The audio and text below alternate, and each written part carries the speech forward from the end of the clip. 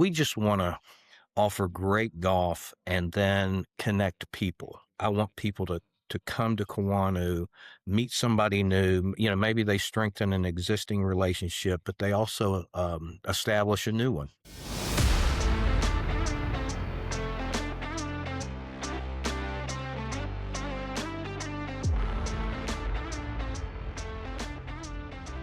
Ladies and gentlemen, welcome to another episode of the Whole Story Podcast. Jonathan and Robbie here. Jonathan, we talked to Scott Ferrell to learn about another new golf course coming to South Carolina. This time, it's up in the upstate area near Greenville, South Carolina. Kawonu Golf Club.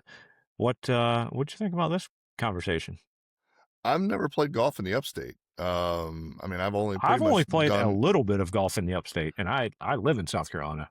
Yeah, like I'm basically the I-20 corridor at this point in my life. And so I'm interested to see what it looks like, right? Because you, especially when you begin talking through, and you'll hear in the conversation, the architect that they brought on didn't hardly move dirt. And I'm always intrigued by that concept, especially in the sense of how does the architect see it?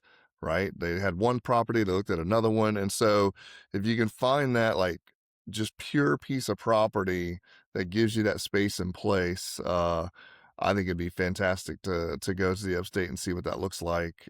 It sounds like a course. I mean, we've played at some nice places, had some opportunities. It feels like it's going to fit right into that mold. Yeah, for sure. Just another great thing coming to South Carolina. Yeah, Andrew Green. Everybody will know that name because he is becoming more and more well known in the golf world for all the projects he's done. But yeah, he's excited to be a part of this building from scratch. Right? It's not a redesign. It's not a restoration. It is find land and go. And like you said, being able to do it without moving much dirt is pretty neat. So, a great chat with Scott Ferrell. They are doing some amazing things. I want to give thanks to our friend Bo Wood for the introduction here. And yeah, I think you guys will enjoy this to find out more about Kawonu and the great things they're doing up in the upstate of South Carolina. So, as always, we want to quickly mention our friends at Summit Golf Brands. Jonathan and I are both rocking some Beadratty polos today. Jonathan looking sharp there. Got your pocket. I got a pocket today. Yeah. I do as well. There we go. Oh. No, these things are awesome, man. It's very, very soft, very comfortable here in the warm South Carolina summer. And so encourage you guys to check out Beadratty, Zero Restriction, and Fairway and Green. And if you use BestBall 20, you can save 20% on whatever you want from those guys. So yeah, without further ado, let's get to our conversation with Scott Ferrell to talk about Kawonu Golf Club. All right, well, joining us today on The Whole Story, Mr. Scott Ferrell. Scott, how are you doing today? Doing great, thank you. Hope you are. Absolutely. We appreciate you joining us to tell us more about an exciting project that you guys have going on in the upstate of South Carolina. As a South Carolina native, I am especially excited about this thing. Jonathan's over in Augusta, so he can be a little excited as well. But before we get into the project, we want to learn more about you and kind of your story in golf. Like, where did you grow up? How did you get introduced into this great game? Well, that's a long story. I grew up in the mountains of Virginia, in a little tiny town called Marion, which is between Bristol and Roanoke, kind of a speck on the map, really. But my dad was a avid golfer and a really good player, and I started when I was like 7 years old and kept chasing him my whole life. So we had one of those wonderful father-son golf relationships that many folks cherish. So I had that, and that kind of set the foundation. I left Virginia and went to Wake Forest, which people often ask me, did you play golf at Wake? And I'm like, I couldn't even caddy for those guys. So, the attraction to Wake was not necessarily the golf program, but certainly, that's the history there and the national championships and all of those things in the 70s, was kind of appealing to me. But anyway, I was very fortunate in that I was living in Charlotte, North Carolina, and I heard about this marketing position at the new TPC there. It's called Piper Glen. You may be familiar with it. So that's where I started my golf career in 1990. And I was with the tour and the TPC network for about 11 years.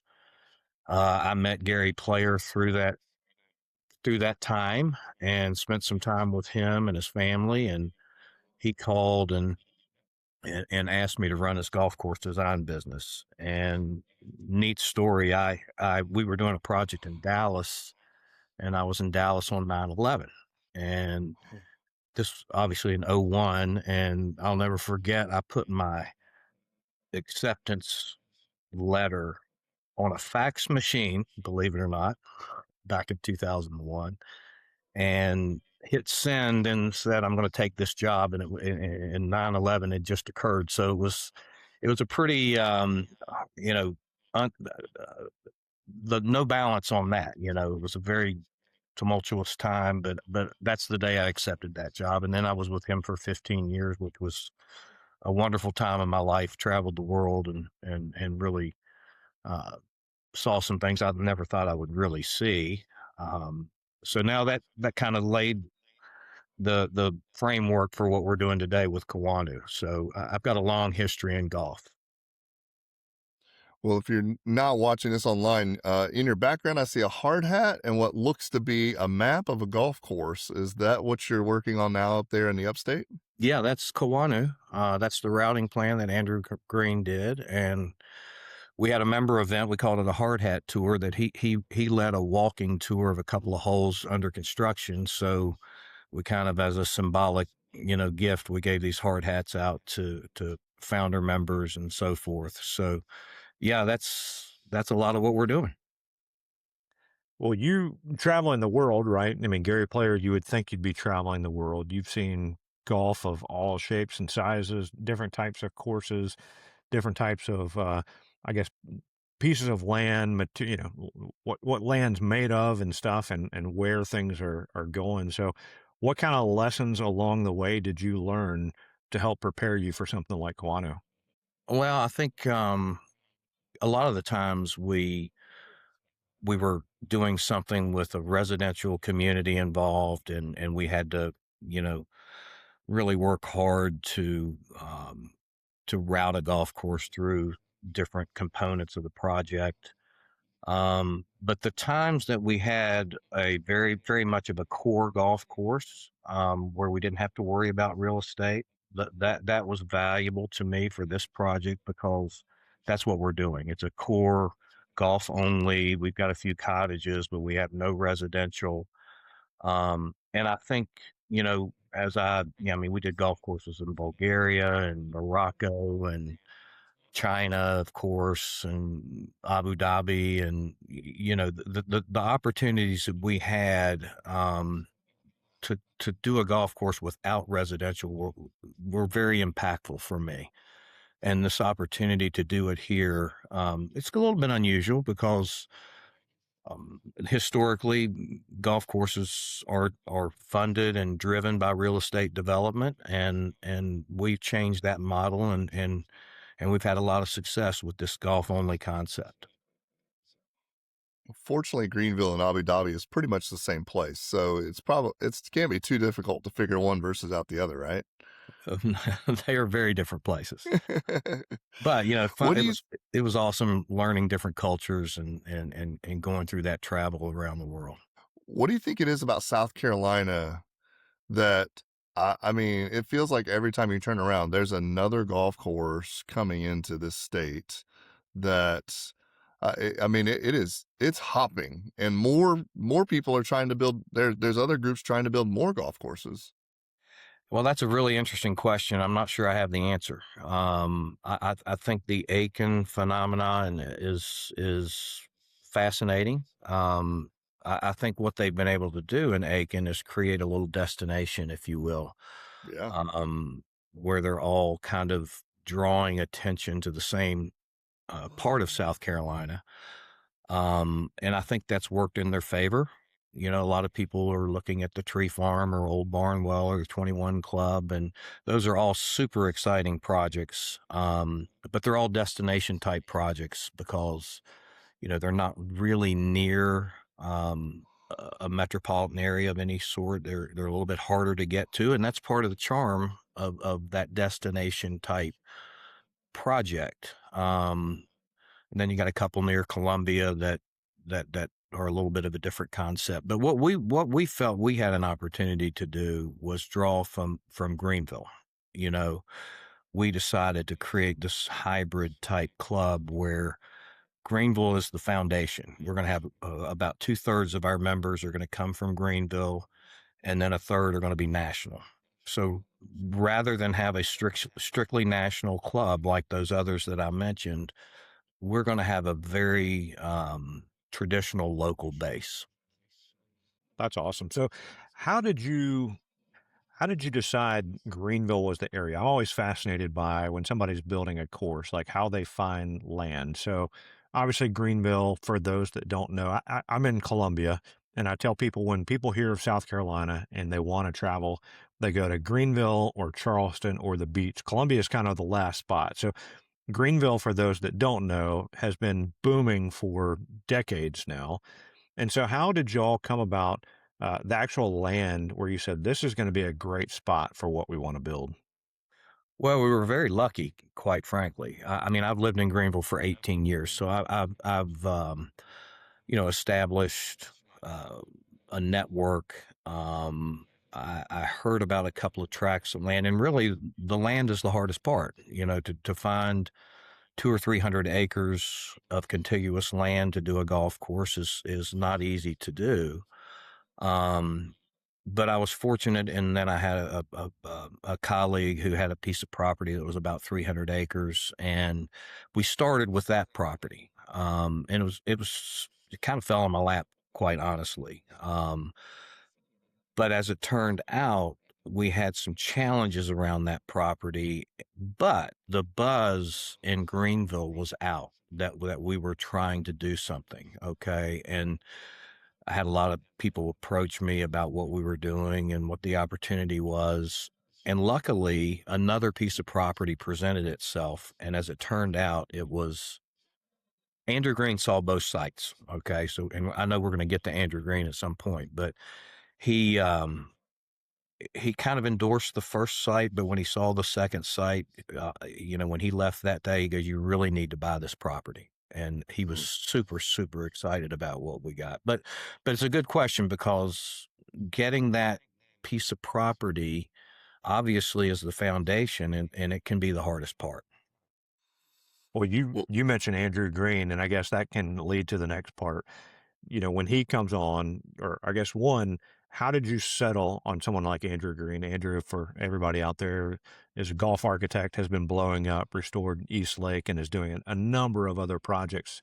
How did you end up deciding to use Andrew, and how did you, at what point in the process did you bring him on? I mean, it sounds like before you even had that second piece of land, you know, at what point did you bring him on and say, this is going to be our guy?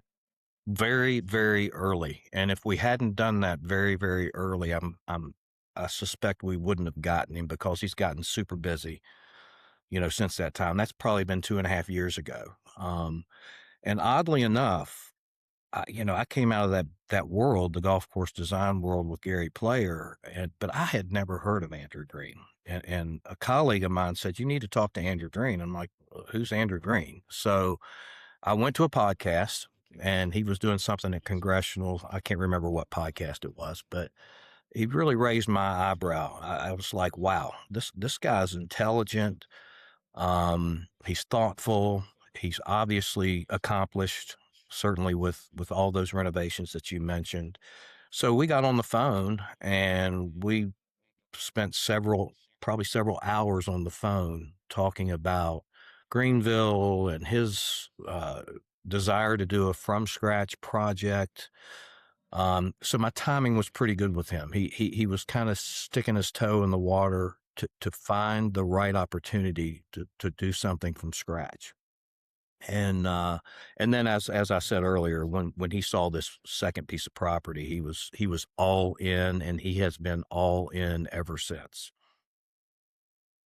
How difficult is it to herd all the cats in the same direction whenever you talk about doing something from scratch? Because, I mean, like you said, finding the land, finding the architect, getting the people out there to do it. I'm assuming finding the funding. And then at some point, you got to get into memberships. So, how do you keep pushing forward for an open date that somebody has to say, hey, we're going to be done at this point in time?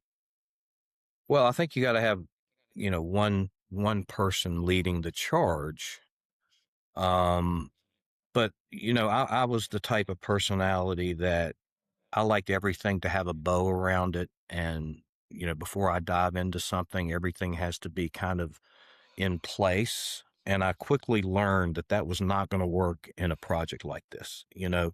So the pro my approach had to change to, all right, I'm going to take a leap of faith here, and I'm going to take this one day at a time. And you know we may not have all the answers today.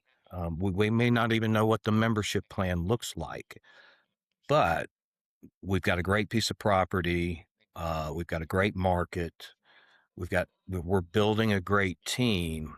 And I guess my point is you got to take that leap of faith, and it's not all going to be lined up in front of you necessarily when you dive into something like this. And I had to change my approach a little bit to accept that, and to have small victories along the way. And fortunately, I think we have had small victories. We've made some good decisions, like Andrew, like the site. But then you just keep building on that. Um, and as I said, you can't wait for it to be perfect, or you'll never get started. Did you, and Jonathan referenced, the map in the background of the golf course. Was this something that you had kind of sketched out once you, or maybe even before having the land, say, here's what I would want or envision a golf course to look like, that you really helped create from scratch? Or was it, here's land, here's an expert like Andrew Green, and show me what you can do? The latter. Even though I ran Gary Player Design, I'm not an architect. So I'm very committed to hiring people who know what they're doing and let them do their job.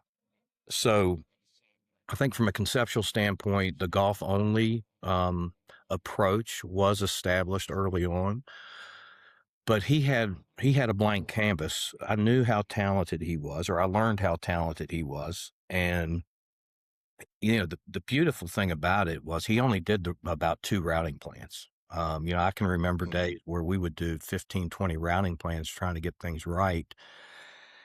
And he did it a couple of times, got it right, and it really hasn't changed hardly at all since those early days.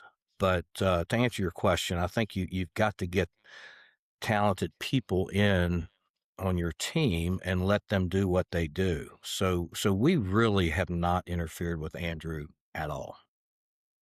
Is there going to be a lot of dirt moved? I know that some style for architects, and especially like if you say you find the right piece of land, it almost feels like the golf course sort of just lays in between the ups and downs and the valleys. I used to think that was cliche, but it's not. I mean, Uh-uh. this site, the 11th hole, for example, he did nothing to the fairway, nothing. Wow. Didn't touch it except for a couple of bunkers. Um, so that's what made him so excited. He saw an opportunity to do something. He's a very much a traditional kind of golden age kind of guy. So he saw this site as an opportunity to do something very traditional. I think he's moving about 90,000 cubic yards of dirt, which is nothing. Mhm. Um, and he wanted the land to dictate everything. And I think that's why he got so excited on that first visit. He quickly saw that this was an opportunity where the land was going to shine as much, if not more, than he was. And another reason we loved him and hired him was because of humility. He's a very humble guy, which is a little unusual in this business. But that was attractive to us, and I think he genuinely wants that land to shine more than he does. I love the quote on the website where it says, "Where every hole tells a story and every round creates a memory." Hmm. What would be the story and the memory that you would hope players would have when they come out and experience Quanu? Well, I really want to raise the bar on the golf experience. We're not going to have any interference in terms of other amenities. This is just, we really are trying to attract passionate golfers, and that can be said for a lot of these clubs that are being developed. We're not that much different. I mean, golf is such a wonderful game, and whether it's the clubs in Aiken or a Hoopy or all these wonderful places that are being developed, we just want to offer great golf and then connect people. I think that's one of the things that's been so rewarding to me. We've built this membership, we've been pretty successful. But the way people have bonded through the Kawanu brand really is humbling to me. I want people to come to Kawanu, meet somebody new. Maybe they strengthen an existing relationship, but they also establish a new one. A guy from Chicago interacting with somebody from Greenville, and suddenly the guy from Greenville's traveling to his club in Chicago to play golf with him. Those kinds of relationships around golf, I think, are what we're striving for. Um, and we've already seen it. I mean, we've had national members call me and say, let's organize a Kawanu driven two foursomes to come to my club in Indiana, and let's have a little Kawanu celebration. So we're already seeing that, and we don't even have a golf course. So I think that's what I want to see people walk away from Kawanu with is really strengthened and new relationships. Yeah. You put good relationships in a frozen uncrustable, the golf almost takes care of itself, right? I'm sorry, say that again. I said you put good relationships in a frozen uncrustable, and golf almost takes care of itself. We got to find our little our little niche on the uncrustable. We'll figure that out. So you mentioned that golf course is not finished. What is the timeline? Like, what should people expect for maybe Well, first ball in the air? I think next spring of 27 is a very comfortable target for us. That's what we've published. We should be fully grassed by the end of July.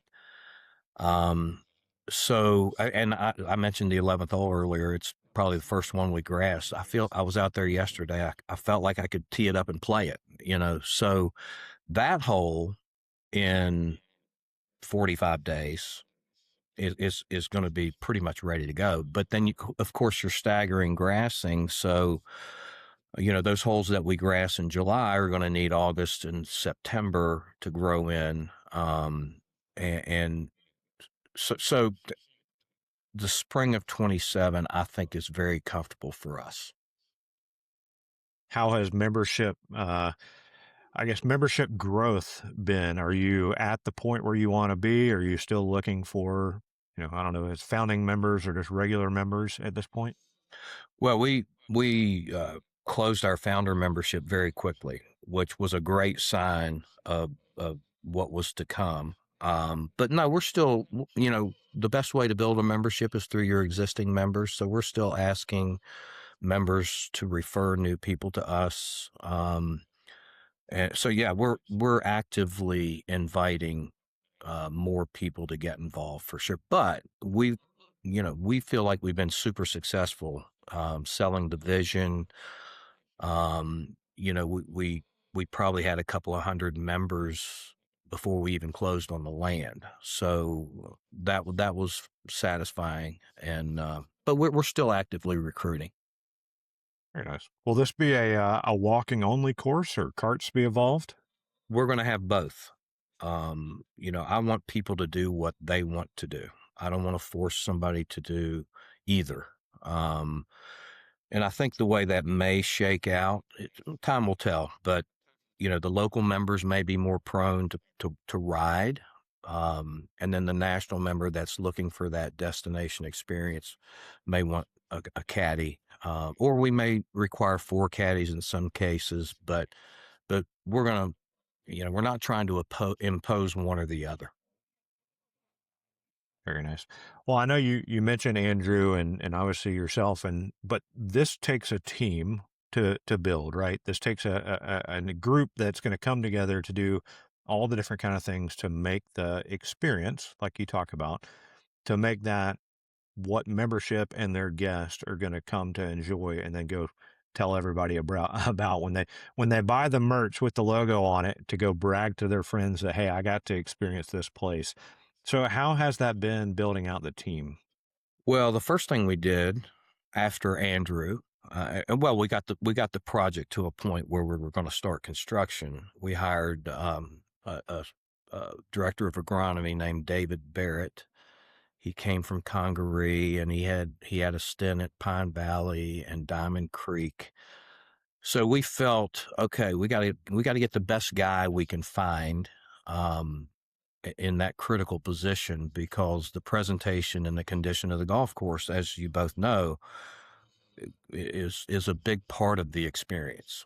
And we knew that David had been involved in the construction at Congaree, and so he had that experience of building a golf course. And then if you bring him on early enough like that, they're going to own it, right? So he's going to watch the irrigation go in. He's going to work with Andrew on his visits to make sure there's maintainable areas. They talk about that all the time. Andrew will look at David and say, can you maintain this slope? And so they have a discussion. So having him on board early on was super important, and also I think an indication of the type of team we're planning to build throughout. He's a high quality, experienced guy. And you got to invest in that, and we'll continue to do that.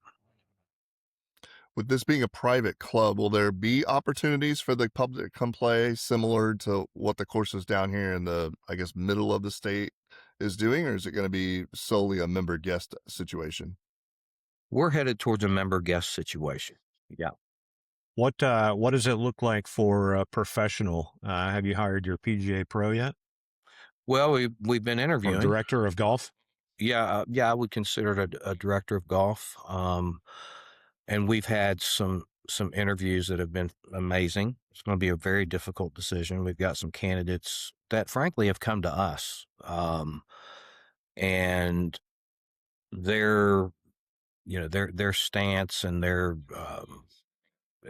intention on customer service really struck me in every single interview. The good guys understand that.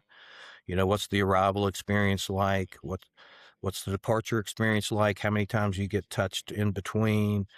So all the candidates we're talking to are strong in that area. So it's probably going to be a tough decision, but that's a good problem to have. And then I'm guessing there'll be food options as well. You mentioned trying to figure out what your Uncrustable might look like, but will there be a restaurant on site for people to enjoy, maybe a lunch in between rounds or a meal after? Yeah, for sure. A little more like a traditional country club, if you will, but you we're building these cottages for people to stay. So we obviously have to feed them. So we'll have a full-blown food and beverage operation. We haven't put much shape to that yet, but we're starting to think about that and how the cottages are going to be managed, and that whole hospitality component of what we're doing. Now, I don't want to complicate it. Again, we're focused on golf, so we're not going to complicate our food offerings. But they're going to be great, and they're going to be high quality, but I intend to keep it pretty simple. I'm just thinking, if you put together some frozen Uncrustables and some tacos, you're probably like halfway there for most of what people are looking for. A good cheeseburger, what's Yeah. wrong with that? What has been the most rewarding part of the process so far for you? Oh, wow. I think it's the people that I've met. It's just, golf is an amazing, Gary Player used to say it's a friend making machine. And I think that's such a great phrase because it's true. Um, and the diversity, we've got 79 cities represented in our membership. So the fact that we've built a brand that has reached, throughout the country, that's very rewarding to me. Part of that's because I traveled so much in my career, and to think that people from different parts of the country are focused on Greenville, South Carolina. And then I envision how these people are going to interact. That's it's all about the people, really. I mean, we're going to build a great golf course, great golf experience, but we're trying really hard to get the right people involved. Well, Greenville probably, as Robbie and I both know, visiting there and I think Robbie's got family up there. You couldn't ask for a better area. Like the culture, the community, the restaurants, you fill in the blank. You'd be hard pressed to not have a good time to go play a nice round of golf and then go enjoy the city of downtown Greenville. I say it all the time. Greenville is a huge asset for us. Yeah. Not only for membership, recruitment, and giving people the opportunity to experience Kawonu, but also possibly stay downtown if they'd rather do that versus a cottage. Not only is the market good for us in terms of membership, but the people that are going to come in here and enjoy Greenville, a lot of these clubs don't have that. And I think that's a big asset. It's also surfaced as an attraction for recruiting David Barrett, these directors of golf candidates. Greenville's a big part of that decision. When you're Right. bringing people, high level golf industry folks in to join your team, I hear it all the time. Greenville's a big part of their decision. As it should be. Well, you've got a great spot. You've got a great team put together so far, which will continue to grow, and a lot of great things coming up here next year. So we're excited to continue following the journey. Well, as we start to wrap up, we always try to end with a little fun. And one of the things that we've asked, I think every one of our guests that we've ever had on is, for us, golf is stories as well. And so we want to know the story of your most memorable golf shot. My most memorable golf shot. Well, I think probably it wouldn't be mine. It would be my son's. He was 12 years old, and we were playing our home course here in Greenville, and it's a little par three,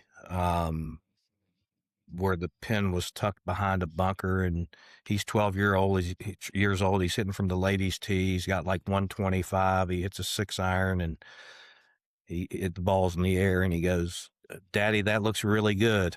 And of course, the pin's tucked, so you can't see it. But we walked up there, and it was in the hole. So that was a super great memory for me. That's great. And then a few years later, I had a hole-in-one with him. So maybe those two shots were my favorite. That's fantastic. Yeah, the results were good, but it was because of the company you were with, right? Yeah, the memory was fantastic. Of course, we've got them framed and everything in the house. So that was fantastic. I It's love good it. times. Well, another thing we like to do is what we call the quick nine. So just a little back and forth here. In all of your travels and spaces and places, what has been your favorite course you've ever played?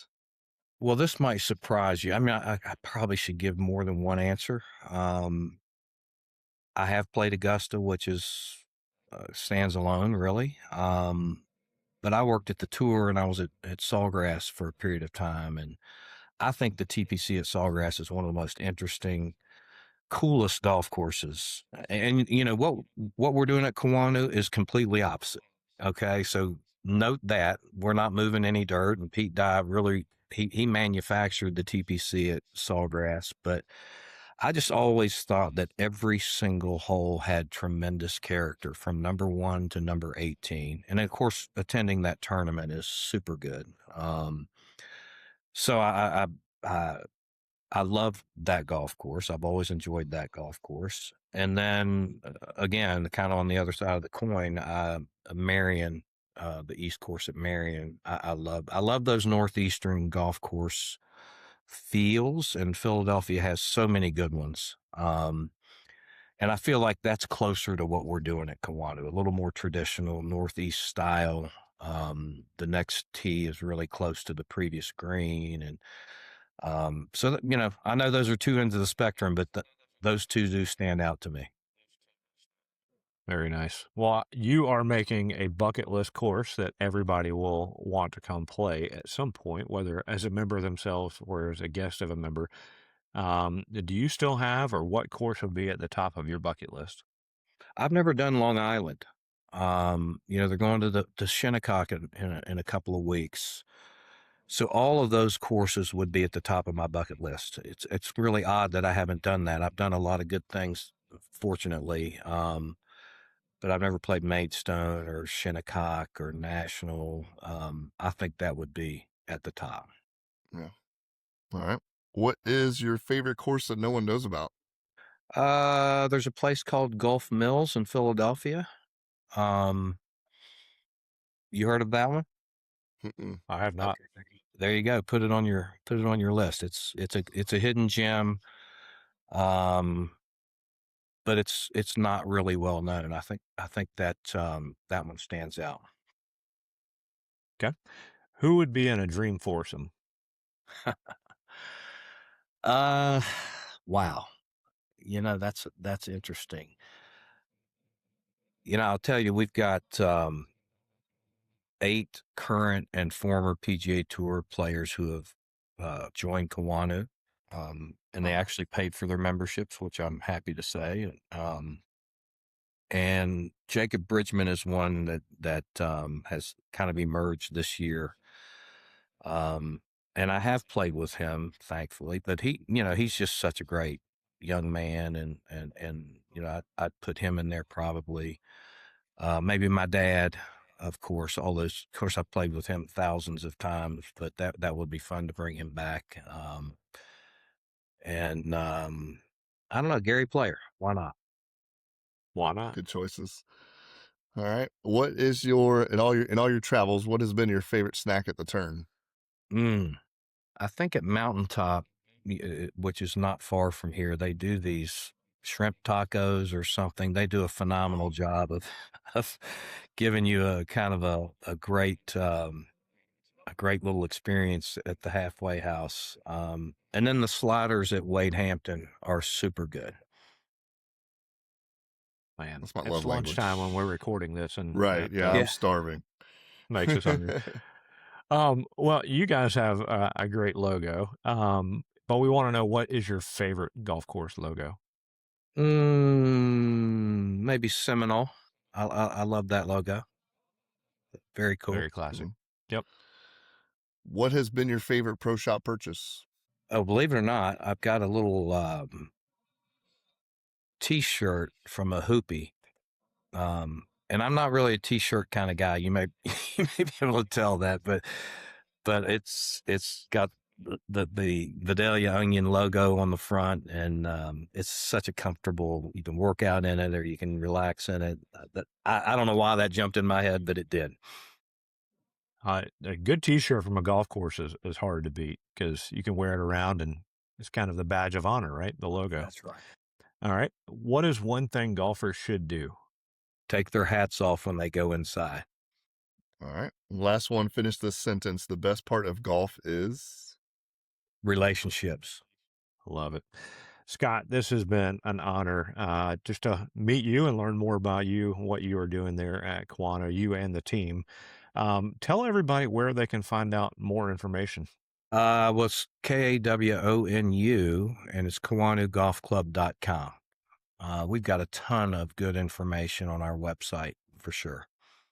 Well, we will definitely be linking all that in the show notes and trying to do what we can to continue helping to share the story of the goodness of what you guys are doing. So thank you so much for joining us today. You guys were great. I appreciate the opportunity, and those were some fun questions. A lot of fun. Well, for Scott and Jonathan, this is Robbie, and this has been another episode of the Whole Story Podcast.